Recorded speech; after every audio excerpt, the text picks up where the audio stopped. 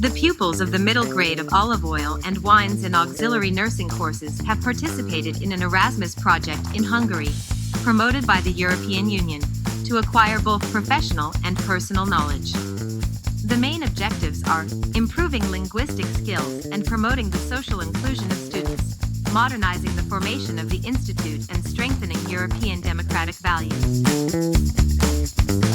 Nursing pupils were assigned to the Budapest Municipal Geriatric and Enology pupils in the winery of Atiki Curia in Etiek. They have gained professional experience.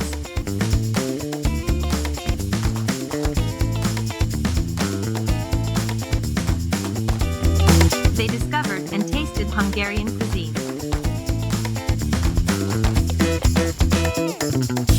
They have learned and enjoyed their culture.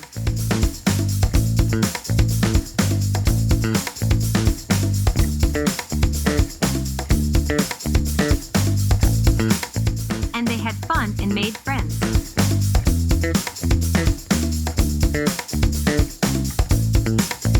Eventually, they submitted a presentation about their experience and received the corresponding diploma, delivered by SIBA.